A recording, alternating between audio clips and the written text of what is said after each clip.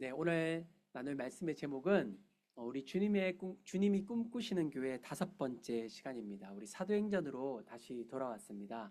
민족을 치유하고 세상을 변화시키는 교회입니다. 저를 한번 따라서 해보겠습니다. 민족을 치유하고 세상을 변화시키는 교회. 네, 제가 이 시리즈의 첫 번째 시간에 예수님께서 이 땅에 오실 때 2가지 꿈을 꾸셨다고 말씀드린 적이 있습니다. 예수님의 한 가지의 꿈은 십자가를 지시는 꿈이었어요. 예수님은 죽으러 이 땅에 오신 것이죠. 자신이 십자가를 지시고 모든 인류를 구원하는 그 꿈을 예수님께서는 꾸셨습니다. 그리고 또 하나 주님이 꾸셨던 귀한 꿈이 있습니다. 그것은 바로 교회의 꿈이었습니다. 예수님이 더 이상 교회에 있지 않을 때 교회를 통하여서 이 땅에 예수님을 드러내 보이시기를 원하셨습니다. 십자가와 교회, 성경 전체를 이해하는 중요한 2가지의 키워드입니다. 30년 전 한국의 지구촌 교회를 창립하신 이동원 원로 목사님께서는 이 꿈을 2문장으로 담으셨습니다. 그것은 여러분이 교회 주보를 받아보시면 주보 하단에 우리의 비전으로 적혀져 있습니다. 화면을 넘겨주시면 2가지 키워드입니다. 우리는 민족을 치유하고 세상을 변화시키는 교회입니다. 여러분, 민족이 어떻게 치유될 수 있을까요? 복음으로만 치유될 수 있는 줄을 믿습니다. 여러분, 세상이 어떻게 변화될 수가 있을까요? 우리는 목장 공동체를 통하여서 지금 또 이 세상 가운데 복음을 전하고 그리고 이웃을 사랑하는 그 교회됨을 실천하고 있습니다.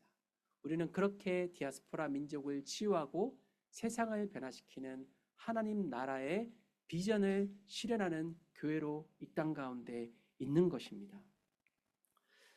저는 아직도 청년회 때 한국대학생 선교회를 설립하신 고 김중건 목사님께서 외치셨던 그 비전을 잊을 수가 없습니다. 6월이 되면 몽산포 해변에 1만여 명이 되는 청년들이 모여서 지금 화면에 넘겨주시면 저 구호를 다 같이 외쳤습니다. 민족의 가슴마다 피 묻은 그리스도를 심어 이 땅에 푸르고 푸른 그리스도의 계절이 오게 하자는 운동이었습니다. 그때 당시에는 저 민족이라는 비전이 불가능한 비전으로 보였습니다. 정말 민족이 변화될 수 있을까? 진짜 세상이 변화될 수 있을까? 그런데 주님께서는 그 기도의 응답으로 먼저 나를 변화시켜 주셨습니다. 내가 하나님 앞에 예수 그리스도가 심어지고 내가 변화된 사람이 되어져 가기 시작했습니다. 그 변화의 물결은 나의 가족들에게, 나의 친구에게, 나의 공동체에게 나타나기 시작했습니다. 저는 그런 삶을 살아가면서 복음의 능력을 확신하게 되었습니다. 사랑하는 여러분, 여러분은 정말 예수 그리스도의 그 복음의 능력을 믿으십니까? 예수님께서 승천하신 지 2022년 정도 지났습니다. 그러나 이 복음은요, 지금 또 온 세상에 전파되고 있습니다. 지금 또 복음은요, 민족을 치유하고 있습니다. 지금 또 남미나 아프리카 대륙에 가보시면 하루에 몇천 명씩 예수님을 믿고 교회들이 성장하고 있습니다. 뿐만 아니라 우리가 살아가는 이 나라에도 통계상 교회가 성장하고 새로운 교회들이 계속해서 일어나고 있습니다. 보이지 않아도 하나님은 지금 또 각 대륙마다 민족을 치유하고 계시고요. 교회를 통해서 그 땅을 변화시키고 있는 것입니다.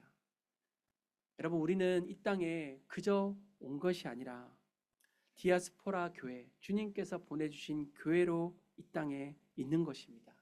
그렇게 민족을 치유하고 복음으로 세상을 변화시키는 우리 공동체가 되시기를 주님의 이름으로 축원드립니다.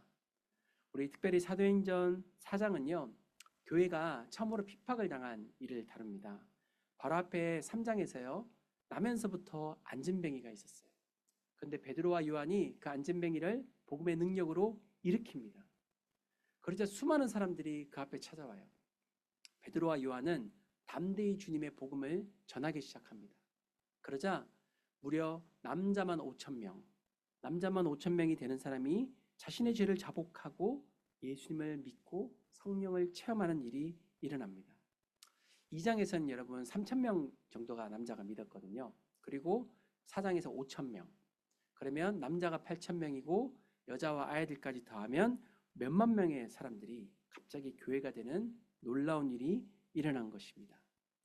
이에 큰 위협을 느낀 종교 지도자들이 베드로와 요한을 소환해서 법정에 세우고 강력하게 협박하기 시작합니다.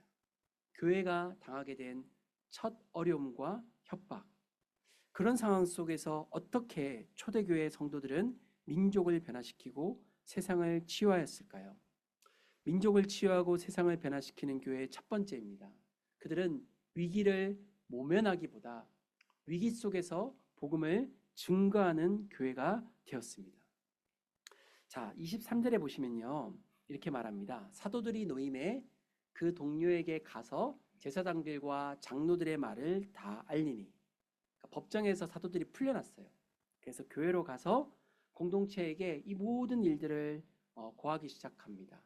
여러분, 사도들이 갔던 법정은 사내들인 공의회였어요. 사내들인 공의회는 유대 모든 최고 지도자 70여 명이 모이는 최고의 회의입니다. 그곳에서 결정된 사항을 어기게 되면 앞으로 이들이 또 전도 활동을 하게 되면 강력한 공권력의 핍박을 받을 뿐만 아니라 또 목숨을 잃을 위기에 빠질 수밖에 없는 상황이었습니다. 그런데 지금 사도들이 동료들과 교회들에게 말을 알리고 있잖아요. 근데 알리고 있는 성도들은 어떤 성도들이죠? 대부분 다 초신자들이었습니다. 저는 어제 예수님 믿었어요. 이런 분들이었습니다.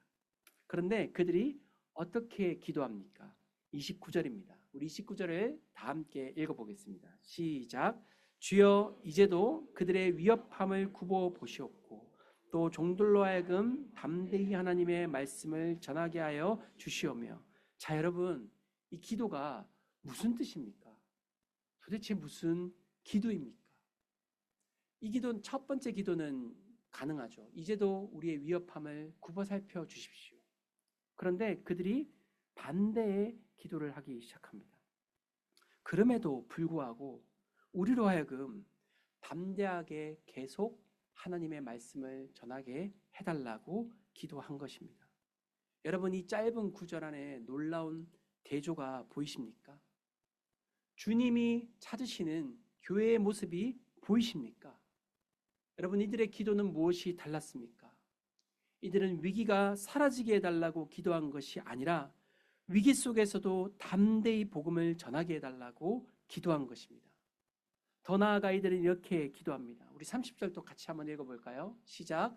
손을 내밀어 병을 낫게 하시옵고 표적과 기사가 거룩한 종 예수의 이름으로 이루어지게 하옵소서 하더라.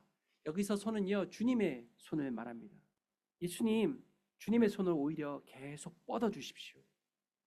우리 주변에 병든 사람이 있습니다. 우리 주변에 힘든 사람이 있습니다. 그들을 계속해서 치유하게 하는 역사가 일어나게 해 주십시오. 여러분, 표적과 기사는요, 복음 전파 가운데 나타나는 어떤 특별한 기적을 말합니다. 복음을 전파하기에 표적과 기사가 나타나는 것이죠. 주님이 복음이 계속 전해지게 하시고 전해지는 곳마다 놀라운 기적들이, 나에게 일어났던 그런 기적들이 나타나서 계속해서 복음이 전해지기를 원합니다. 그들이 그렇게 기도한 것입니다. 사랑하는 여러분, 지금 초대교회는요, 위기 앞에서 먼저 말씀에 비추어 위기를 이해한 것입니다. 그리고 더 나아가 이들은 위기를 모면하는 것이 아니라 위기 속에서도 사명을 다하기 위해 기도했던 것입니다. 무엇이 이들을 이렇게 담대한 기도로 이끌었을까요? 그것은 이들이 만났던 복음의 능력 때문이었습니다. 정말 예수님의 부활을 경험했기 때문에, 예수님의 복음을 내가 정말 경험했기 때문에 그들은 핍박과 박해를 당해도 오히려 이 삶을 살겠노라 고백한 것입니다. 사랑하는 여러분, 예수님의 십자가 복음, 그 복음을 여러분 정말 만나셨습니까? 교회를 다녀도요, 여러분 정말 예수님으로 그 눈이 뜨여지지 않으면 우리는 결국 교회보다 세상의 가치에 더 눈을 뜨고 세상을 더 사랑할 수밖에 없습니다. 여러분, 민족을 치유할 수 있는 교회는 어떤 교회입니까? 그 교회는 복음의 가치관에 진정 눈을 뜬 교회입니다. 영원한 나라, 우리의 생애 이후에 천국이 기다리고 있다는 것을 볼 수 있기 때문에, 알았기 때문에 그들은 이 땅에서 주님의 가치에 헌신할 수가 있었던 것입니다. 여러분, 그렇게 기도할 때 하나님은 그 기도를 기뻐하시는 줄을 믿습니다. 여러분, 이 시간 고난 가운데 있는 성도님들이 있습니까? 신앙 때문에 어려움을 당하시는 분들이 있습니까? 여러분, 우리는 오히려 신앙 때문에 어려움을 당하지 못하고 위협과 어려움을 당할 때 그저 그것을 모면하라는 우리의 모습이 있다면 그런 모습을 회개해야 할 것입니다. 여러분, 무엇이 참된 기도입니까? 그것은 이 땅에서 좁은 길을 가면서 위기를 면하게 해달라는 것이 아니라, 주님, 위기 속에서도 제가 신앙을 살아낼 수 있게 도와주세요. 믿지 않는 가정들 속에서도, 믿지 않는 이 환경들 속에서도 제가 예수의 이름으로 살아낼 수 있게 도와주십시오. 주님께서 손을 내밀어 주셔서 주님, 민족이 치유되는 일이 지금 또 일어나게 해주시고, 저의 가족과 남편과 주변의 사람들을 치유해 주시고, 제가 부족하지만 복음을 따라 살려고 할 때 저를 통하여 그런 기적들이 거룩한 종 예수의 이름으로 일어나게 하여 주시옵소서. 여러분, 그렇게 기도할 때 하나님께서 그 기도를 들으시고 생명을 살리실 줄을 믿습니다. 그렇게 주님께서 원하시는 기도로 나아가는 여러분의 삶이 되시기를 주님의 이름으로 축복합니다. 두 번째로, 민족을 치유하고 세상을 변화시키는 교회는 어떤 교회입니까? 성령의 충만함을 입는 교회입니다. 우리 옆 사람 한번 축복해 볼까요? 성령의 충만함을 입으십시오. 네, 교회가 그렇게 주님의 뜻에 맞는 위기를 주님 앞에서 해석하고 주님의 사명에 따른 기도를 드렸습니다. 그러자 놀라운 일이 일어납니다. 31절입니다. 빌기를 다음에 같이 읽어볼까요? 모인 곳이 진동하더니 무리가 다 성령이 충만하여 담대히 하나님의 말씀을 전하니라. 하나님께서요, 기도에 즉각 응답해 주셨어요. 두려워했던 사람들이 담대해졌습니다. 여러분, 성경은 즉각 응답받는 기도들이 있다고 말합니다. 여러분, 기도 응답을 즉각 받고 싶으면 비법이 있습니다. 내려놓고 순종하면 됩니다. 두려운 마음을 내려놓는 것이 참 쉽지 않죠. 또 어떤 나의 어떤 중요한 상황 속에 내려놓는 것이 쉽지 않습니다. 그러나 하나님 앞에 일단 그것들을 내려놓고 하나님 앞에 순종하게 해달라고 기도할 때 하나님께서는요, 우리에게 반드시 하나님의 응답을 주십니다. 하나님은 그들에게 기도의 응답뿐 아니라 성령으로 충만케 해 주셨어요. 여러분, 그런데 사도행전 2장에 보면 그들이 이미 성령으로 한번 충만했거든요. 그죠? 그럼 여기서 성령 충만한 것은 뭐냐는 거죠. 아마도 그들은 사역을 하다 보니까 두려운 마음 때문에, 염려 때문에, 근심 때문에 성령의 충만함이 사라진 것입니다.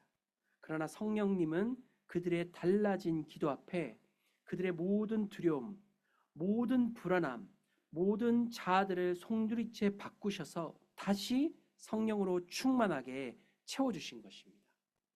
그 임재가 얼마나 강렬하든지 모인 곳이 진동했어요. 그것은 사람들이 그만큼 그 강함을 느꼈다는 뜻입니다. 그리고 그들은 다른 사람이 되어 담대하게 말씀을 전하기 시작했다는 것입니다. 사랑하는 여러분, 사도행전은요, 우리 그리스도인이 이 세상 가운데 능력 있게 살아갈 수 있는 유일한 비결을 말합니다. 그것은 바로 성령으로 충만해지는 일입니다. 여러분, 성령 충만하면요, 어떻게 되냐면요, 사람이 바뀝니다. 네. 성령 충만 전과 성령 충만 후가 달라지는 것이 성령 충만의 특징입니다. 그래서 2장에 보면 성령 충만한 사람들을 일컬어서 사람들이 넘겨보시면 술에 취했다 이렇게 말합니다. 여러분, 성령 충만이 술 취함과 비슷하다는 거죠. 술에 취하면 어떻게 되죠? 네, 전혀 모르신다는 눈으로 저를 쳐다보고 계시는데, 네, 제가 한때 많이 마셔봤는데요. 네, 술에 취하면 술이 저를 사로잡습니다. 그래서 다르게 말하고 다르게 행동하고 저는 분명히 똑바로 걸었거든요. 근데 이렇게 똑바로 걷지 못하는 제 일이 일어납니다. 네. 그런데 여러분 성령 충만하면 어떤 일이 일어나냐? 비슷한 일이 일어난다는 거죠. 그런데 존 스토트 목사님은요. 술 취한 것과 성령 충만의 명확한 차이 하나를 이야기합니다. 술은 마비시키는데요. 성령 충만은 오히려 각성케 된다는 거예요. 술은 우리를 어떻게 지배해서 다르게 마비시켜 버리지만 성령 충만은 우리의 정신, 의지, 지성, 마음 그리고 죄에 눌렸던 부분들을 풀어지게 한다는 것입니다. 성령은 새로운 영의 생각으로 나를 지배하십니다. 그래서 내가 이전에 행할 수 없었던 수준을 행하고요. 이전에 품지 못했던 사람을 품게 되고요.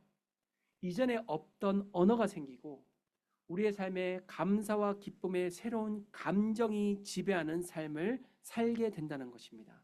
사랑하는 교회 여러분, 성령의 충만함을 사모하시고 매일 그 충만을 입으시기를 간절히 축원드립니다. 초대교회는요, 위기 앞에서 기도가 바뀌었고 또 성령의 능력을 힘입어 변치 않는 사명을 수행할 수 있었던 교회였습니다. 저는 상하이와 우리 송과 가은과 저 먼 곳 따리까지 이러한 교회가 되기를 축복합니다. 오늘날 세상은요, 술에 취해 있는 것 같은 세상입니다. 묶여져 있는 것 같은 세상입니다.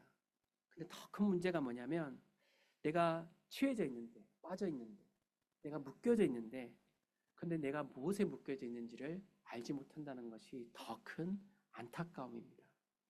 그래서 우울해요. 삶에 의미가 없어요. 뭘 해도 기쁘지가 않아요. 그러다 보니 중독에 빠지게 되고 또 돈과 같은 우상에 빠져 살아가고 있는데 우리가 어디에 빠져 살아가고 있는지 모르는 것이 이 땅의 모습이지 않습니까? 여러분, 그러나 우리 그리스도인은 성령을 통해 예수에 빠져야 될 줄을 믿습니다. 여러분, 성령에 사로잡히면요, 반대로 다른 모든 것들에 자유할 수 있게 됩니다. 성령에 취하시고 성령에 사로잡히시고 그리고 성령의 충만을 입는 모든 여러분 한 사람 한 사람, 가정에서, 직장에서, 또 학교에서 그 삶을 살아가는 여러분이 되시기를 주님의 이름으로 축복합니다. 우리 마지막으로 민족을 치유하고 세상을 변화시키는 교회는 어떤 교회입니까? 저를 따라해 보겠습니다. 하나 되어 나누고 섬기는 교회. 네, 앞글자를 따면 하나 섬교회.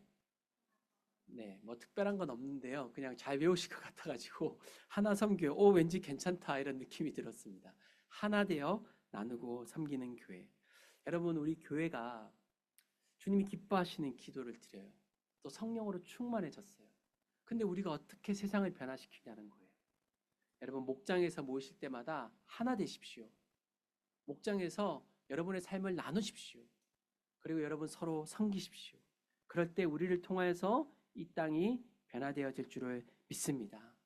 우리 성령 충만을 입은 공동체가 이렇게 변화되었습니다. 32절 보시면 믿는 무리가 한 마음과 한 뜻이 되어 모든 물건을 서로 통용하고 자기 재물을 조금이라도 자기 것이라 하는 이가 하나도 없더라. 여러분, 이 구절 어디서 많이 본 구절 아닙니까? 사도행전 2장에 나타났던 일과 거의 복사판입니다. 교회가 성령으로 충만하니까요, 삶의 변화가 일어났다는 것이죠. 먼저는 그들이 무엇이 됐어요? 한 마음과 한 뜻, 하나가 되었습니다.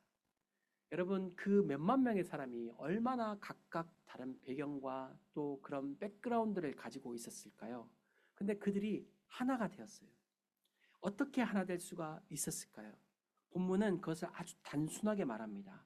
한 마음과 한 뜻이 주어졌기 때문입니다. 여러분, 한 마음과 한 뜻으로 나아가는 공동체가 우리 공동체인 줄을 믿습니다. 각각 다른 사람이에요. 그런데 성령이 하나 되신 것으로 우리가 한 마음을 품는 거예요. 저분과 나는 정말 다른데, 그런데 우리가 하나님 앞에서 한 마음을 품으면 한 뜻을 향해서 우리가 뭉치고 나아갈 수가 있게 되는 것이죠. 여러분, 그렇게 될 때 어떻게 되냐면요, 서로의 아픔에도 공감할 수 있게 돼요. 그리고 마음이 서로 연결되어지게 됩니다. 유명한 탈무드 이야기 중에요, 머리가 두 개인 사람이 있는데 이 사람이 한 사람이냐 아니면 두 사람이냐라는 그런 논쟁이 있었다고 합니다. 몸은 하나인데 머리가 두 개예요. 그러면 여러분 이 사람이 한 사람일까요? 두 사람일까요? 여기서 우리가 하나 되지 못할 거라고 생각합니다. 네, 그죠? 그때 지혜로운 한 납비가 이렇게 대답했다고 합니다. 막대기로 한 머리를 때려봐라. 그때 다른 머리가 아픔을 느낀다면 한 사람이다. 다른 아픔을 느끼지 못한다면 두 사람이다 말했다고 합니다. 여러분 한 마음과 한 뜻은요. 그렇게 한 마음을 품다 보면 우리는 함께 느끼게 됩니다. 한 뜻으로 나아가는 것입니다. 오늘날은 부부도 한 마음이 안 되는 시대입니다. 심지어는 각자 자기 삶을 살다가 각자 자기 길을 가기도 합니다. 여러분 그러나 초대교회는 각기 다른 배경의 사람들이 온전히 하나가 된 공동체였습니다. 하나가 된 공동체에서는요. 그들의 인생관만 바뀐 것이 아니라 물질관까지 바뀌어지게 되었습니다. 예전에는 3,000명이 아니라 이제는 5,000명, 몇만 명이 물건을 막 서로 통용해 주기 시작하는 거예요. 여기서 통용은 공유의 개념입니다. 물건들을 서로 공유하고 섬겨주기 시작한 것입니다. 여러분 제가 저번에도 말씀드렸지만 이 모습은 결코 사유재산 제도의 폐지가 아닙니다. 성경은 사유재산을 보호합니다. 그들은 사랑한 것입니다. 사랑하기 때문에 나의 모든 소중한 재산과 소유들을 점점 남을 위해 섬기기 시작한 것입니다. 김 집사님의 아픔이 내 아픔이 되어지고 박 집사님의 필요가 내 필요가 되어지다 보니까 하나씩 나누고 섬기고 주고 기도하다 보니까 경계선들이 조금씩 무너지기 시작한 것입니다. 사랑하는 여러분, 오늘날의 세상을 한마디로 표현하자면 이기심의 세상이라고 말할 수 있을 것입니다. 정말 친밀한 가족들 관계에서도 자기 것을 챙기느라 갈라지는 그런 모습들을 보고는 합니다. 종교개혁자 칼빈은 무려 500년 전 주석에서 이렇게 이 모습을 설명하였습니다. 제가 한번 읽어드리겠습니다. 우리가 이 구절을 읽고서 감동을 받지 않는다면 우리는 강철보다 더 굳은 마음을 갖고 있는 것이 분명하다. 그 당시의 신자들은 그들 자신의 것을 풍성하게 내주었다. 오늘날 우리는 우리가 가지고 있는 것을 보유하기에 급급할 뿐만 아니라 무정하게 다른 사람의 것을 빼앗아야만 흡족해 한다. 그들은 당시 그들 자신의 소유를 팔았다. 넘겨주시고요. 오늘날 최고로 세력을 펼치는 것은 사려는 욕망이다. 그 당시에는 사랑으로 인해 각 사람의 소유가 궁핍한 사람을 돕는 공동재산이 되었다. 오늘날 많은 사람들은 너무나 몰인정해서 가난한 사람들과 이 땅에서 같이 사는 것, 물, 공기, 하늘을 공동으로 사용하는 것조차 아까워한다. 사랑하는 여러분, 500년 전에도 인간의 이기심은 오늘날과 같은 사회를 만들어내고 있었다는 것입니다. 사랑하는 여러분, 교회가 왜 필요합니까? 이 시대 가운데 예수님의 모습을 보여줄 수 있는 기관이 어디에 있습니까? 어디에서 세상은 그토록 서로를 사랑하라고 말씀하시고 또 자신을 내어주라고 하신 예수님을 볼 수가 있습니까? 여러분, 주님께서 주신 기관은 교회입니다. 교회밖에 없습니다. 그래서 교회가 꿈입니다. 어느 누구는 그렇게 말하기도 합니다. 목사님, 교회가 왜 세상의 꿈입니까? 예수님이 꿈이지요. 그러나 믿지 않는 불신자들은 어디에서 예수님을 봅니까? 우리 목장 공동체에 와서 예수님을 보는 것입니다. 이 교회에 와서 예수님을 보는 것입니다. 교회가 진정 십자가로 치유된다면, 그리고 성령으로 지배받아 인도함을 받는다면 여러분, 우리를 통해 주님께서 이 땅을 변화시킬 것이라고 믿습니다. 저는 다른 누군가가 아니라 제가 이 일의 증인임을 고백합니다. 사도행전에서 일어났던 치유사역의 증인 바로 저입니다. 제가 치유되었습니다. 사도행전의 성령 충만으로 인생의 중요한 방향이 바뀌고 또 그 삶이 새로워진 증인 저입니다. 예수님을 믿고 저는 목회자가 되었습니다. 사도행전처럼 사랑하고 나누고 재산을 공유한 일을 경험하고 본 증인 저입니다. 저는 정말 수많은 사람들의 사랑을 받았고 또 작지만 사랑을 나눔으로 오늘 이 자리에 서 있습니다. 여러분, 2022년 전에 일어난 일, 또 8,000년 전, 9,000년 전 너무나 오랫동안 일어난 일이 여기 다 적혀 있습니다. 오늘 여러분에게 물어보길 원합니다. 여러분, 이때 일어났던 변화와 역사가 여러분의 삶에도 진정 일어날 것을 여러분 믿으십니까? 여러분, 이때 그렇게 살아갔던 교회가 나도 그렇게 경험하고 살아갈 수 있으면 여러분 믿으십니까? 술과 중독에 빠져서 500년 전에도 그랬듯이 지금 또 그렇게 세상에 취해서 그렇게 나아가는 그런 세상 속에 거룩한 삶을 살아가는 교회, 하나 되지 못하는 세상 속에서 저렇게 맞지 않는 사람들도 하나가 될 수 있구나, 한 마음과 한 뜻이 될 수 있구나, 그렇게 한 마음과 한 뜻이 되어 서로 사랑하고 나눌 수 있는 교회, 그리고 하나 되어 나누고 섬기는 기쁨이 있는 교회, 여러분 그런 상하이 교회, 송사랑교회, 강한인교회, 그런 교회가 되시기를, 그렇게 살다가 주님을 만날 때 칭찬받는 그런 인생을 살아가는 우리 모두가 되시기를 간절히 축복합니다. 이 시간 우리 함께 찬양하고 기도하시겠습니다.